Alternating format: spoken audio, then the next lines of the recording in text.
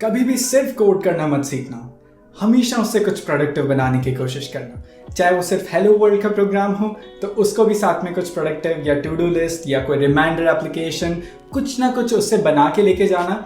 यही एक तरीका है अपने आप को भीड़ से अलग हटाने का और सक्सेसफुल प्रोग्रामर बनाने का। हाय, दिस इज सक्षम और आज हम बात करेंगे सबसे ज्यादा हिटेड टॉपिक की, hybrid apps versus native apps. और डिफरेंस क्या है hybrid app versus native apps में, ये आज हम पता करेंगे। सो एक बहुत ही इंटरेस्टिंग सा केस आया था मेरे पास। नोएडा से एक ग्रुप ने एप्लीकेशन बनाई थी, but at the end of the time उन्हें ये भी नहीं पता था कि ये नेटिव एप्लीकेशन है या हाइब्रिड एप्लीकेशन है। एंड काफ़ी जगह ऐसा होता है, मैं देखता हूँ लोगों को पता ही नहीं होता है नेटिव एप्लीकेशन और हाइब्रिड एप्लीकेशन क्या होती है।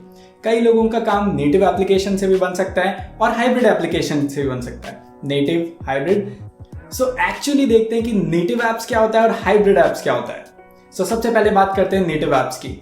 नेटिव एप्स सिर्फ सिंगल प्लेटफॉर्म के लिए बनती है। सपोज आपको एंड्रॉइड के लिए ऐप बनानी है तो आप जावा यूज करोगे नेटिव एप्स में, और अगर आपको iOS के लिए बनानी है तो आप स्विफ्ट या ऑब्जेक्टिव से यूज करोगे। नेटिव एप्स थोड़ी सी एक्सपेंसिव होती है पर पर्टिकुलरली एक ही डिवाइस के लिए होती है। इनफैक्ट ज्यादातर वीडियो गेम्स भी नेटिव एप्स में बनती है। इनफैक्ट अगर हम कॉर्पोरेट वर्ल्ड की बात करें तो लेट्स से फेसबुक, ट्विटर, ये सब नेटिव एप्स में बनी है। बट अगर हम हाइब्रिड एप्स की बात करें तो हाइब्रिड मल्टी प्लेटफॉर्म फ्रेंडली होती है, यानी सिर्फ आपको एक ही बार कोड करना है और वो iOS के लिए भी कंपेटेबल है, एंड्रॉइड के लिए भी कंपेटेबल है और विंडोज यूजर्स के लिए भी कंपेटेबल है। सो बेसिकली हम ये कह सकते हैं कि हाइब्रिड एप्स एक नेटिव ब्राउजर के अंदर खुलती है जो कि iOS में होता है और एंड्रॉइड फोन्स में भी होता है। अब अगर ये एप्स ब्राउजर में खुल रही है तो आप आसानी से अंदाजा लगा सकते हो कि ये कौन सी प्रोग्रामिंग लैंग्वेजेस यूज कर रही है। यस, आपने सही सोचा, ये HTML, CSS और जावास्क्रिप्ट यूज करके बनाई जाती है। पर सबसे बड़ा चैलेंज यही है कि ये आज तक भी एक नेटिव ब्राउजर के अंदर खुल रही है और इसके सबसे बड़े एग्जांपल्स हैं ऐप्स के खान अकेडमी और एवरनोट। सो आई होप अब आपको आइडिया लग गया कि नेटिव एप्स क्या होती है और हाइब्रिड एप्स क्या होती है। सो क्विकली एक रैपिड फायर करते हैं जिसमें हम डिफरेंस फटाफट से पता लगाएंगे कि ये नेटिव एप्स के लिए और ये हाइब्रिड एप्स के लिए। सो सबसे पहले बात करते हैं डिवाइस एक्सेस की। Native apps yes, complete device access and hybrid apps yes, इसमें भी कंप्लीट डिवाइस एक्सेस मिलता है, यानी आपको पूरा एप्लीकेशन का एक्सेस मिल सकता है किसी भी डिवाइस पे। परफॉर्मेंस नेटिव एप्स की हाई और बहुत फास्ट होती है, बट हाइब्रिड एप्स की इतनी फास्ट नहीं होती है बिकॉज नेटिव एप्स स्पेशली एक प्लेटफॉर्म के लिए डिजाइन करी गई है। उसमें उसकी कंपैटिबिलिटी भी चेक करी गई है कि ये एंड्रॉइड के लिए फ्रेंडली है या iOS के लिए फ्रेंडली होती है, और उसके कंपाइलर भी उसी हिसाब से यूज होता है। सो नेटिव एप्स की परफॉर्मेंस हाई और फास्ट कह सकते हैं, बट हाइब्रिड एप्स की परफॉर्मेंस गुड या मीडियम एवरेज हम कह सकते हैं। डेवलपमेंट लैंग्वेज नेटिव एप्स के लिए ऑब्जेक्टिव सी, स्विफ्ट एंड जावा, और हाइब्रिड एप्स के लिए HTML, CSS and JavaScript. Development cost ज्यादा एक्सपेंसिव होता है नेटिव एप्स का और हाइब्रिड एप्स का कम एक्सपेंसिव होता है, क्योंकि कोडर को एक ही बार कोड करना पड़ता है और वो क्रॉस प्लेटफॉर्म में चल जाती है, जिससे आपका एक्सपेंस बच जाता है। बट अगर हम नेटिव एप्स के लिए बात करें तो स्पेशली वो एक ही प्लेटफॉर्म को ध्यान रखते हुए डिजाइन करी जाती है, इसलिए उसकी कॉस्ट ज्यादा आती है।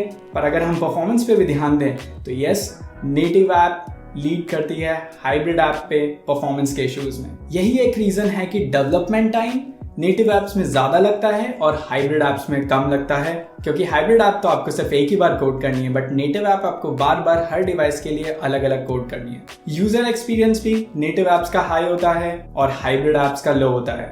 और अगर हम बात करें सिक्योरिटी एस्पेक्ट्स की, तो अगर वो HTML, CSS और जावास्क्रिप्ट यूज करता है तो बहुत सारी सिक्योरिटी फ्लॉज आ जाते हैं हाइब्रिड एप्स में। पर नेटिव एप्स बहुत ज़्यादा सिक्योर होती है, और जब से फायरबेस वगैरह आए हैं तब से तो नेटिव एप्स बहुत ही ज़्यादा सिक्योर हो गई है। फटाफट से आपका जितना डेटाबेस, जितना इंटीग्रेशन होता है वो फटाफट से फायरबेस पे जाता है। तो यही एक रीज़न है कि नेटिव एप्स ज़्यादा सिक्योर होती है हाइब्रिड एप्स से। अगर हम डिवाइस के पार्ट्स की इंटीग्रेशन की बात करें तो आप बहुत आसानी से नेटिव एप्स के अंदर जियो लोकेशन यूज़ कर सकते हो, कैमरा यूज़ करते हो, कॉन्टैक्ट लिस्ट यूज़ कर सकते हो।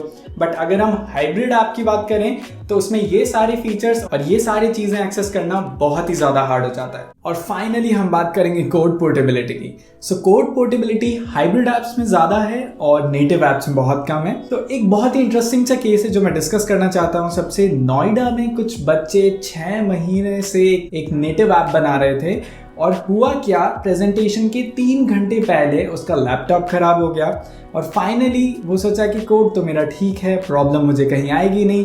उसने सेम कोड किसी और लैपटॉप में चलाया और उसने फायरबेस यूज़ किया था। सो फायरबेस के लिए अलग SSH की जनरेट होती है और वो हर लैपटॉप की अलग होती है। सो ऐसा नहीं है कि वो हर लैपटॉप में चल जाएगी, यही एक रीज़न है। सो इसलिए मैं कहता हूँ कि नेटिव ऐप्स की कोड पोर्टेबिलिटी कम होती है। पर इस स्टोरी को थोड़ा सा आगे लेके जाते हैं जो मोस्टली सारे कॉलेजेस में होती है।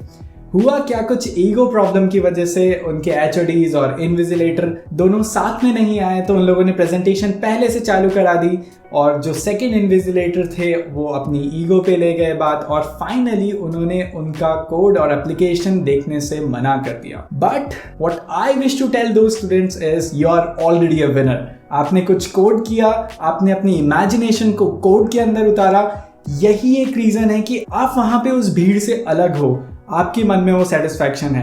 ट्रस्ट मी, आज आप विनर हो क्योंकि आपने कुछ किया और आपको किसी के अप्रूवल की जरूरत नहीं है। And this is what college is all about. Ups and downs, बहुत सारे बच्चे होते हैं, बहुत तंग करते हैं, बहुत ज्यादा दिमाग खराब होता है इन्विजिलेटर का भी कभी कभार और बच्चों का भी। सो ट्रस्ट मी, आज आपका दिन नहीं था जिस दिन आपने वो प्रोजेक्ट दिखाया था, पर आपने जो किया वो आपको लाइफ में एक लेवल अप जरूर लेके जाएगा। और कॉलेज हमें यही सिखाता है, पेशेंस, बहुत सारा हार्डवर्क, और यही हार्डवर्क हमको नेक्स्ट लेवल पे लेके जाएगा और यही हार्डवर्क हमें सक्सेसफुल बनाएगा।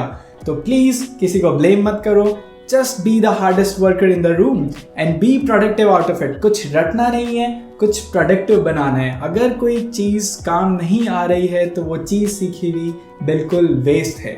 सो this is what I wish to say in the end, don't learn to code, code to make something. अगर ये बात दिल में लगी तो सब्सक्राइब करो और हम बहुत सारे ऐसे वीडियोस लेके आएंगे जो आपको बहुत हेल्प करेंगे।